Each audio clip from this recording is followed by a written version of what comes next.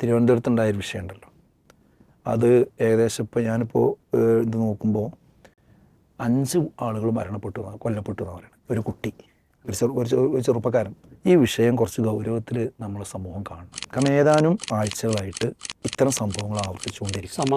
സമാന സംഭവങ്ങൾ ഒക്കെ ബന്ധുക്കളെ, ഉമ്മമാരെ, അമ്മമാരെ, അച്ഛന്മാരെ, പ്രധാന വില്ലനായിട്ട് ലഹരിയാണ് കാണുന്നത്. ഇതിൻ്റെ കാരണം എന്താണെന്നുള്ളത് പുറത്തു വരാനിരിക്കുന്നേ ഉള്ളൂ.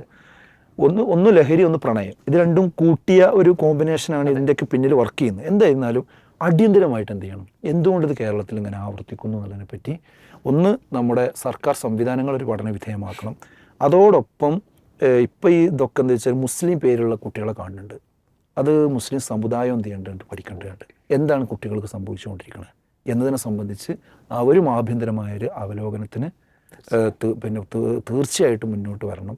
അല്ലെങ്കിൽ ഇത് ഇനിയും നമ്മളെ ഞെട്ടിപ്പിക്കുന്ന രീതിയിൽ ആവർത്തിക്കാൻ സാധ്യത കൂടുതലാണ്. ഇപ്പോൾ സിനിമൻ്റെ രംഗമുണ്ടല്ലോ, വയലൻസുള്ള സിനിമകൾ, ഡോക്യുമെൻ്ററികൾ, ദൃശ്യങ്ങൾ, നേരത്തെ പറഞ്ഞ റീൽസിൻ്റെ കാര്യങ്ങൾ, പിന്നെ ഈ ലഹരിയുടെ കാര്യം, പ്രണയത്തിൻ്റെ വിഷയം, അങ്ങനത്തെ പരിസരം ഇവിടെ ഒരുങ്ങി നിൽക്കുന്നുണ്ട്. ഈ പരിസരത്തെ കൃത്യമായി ഓഡിറ്റ് ചെയ്യണം.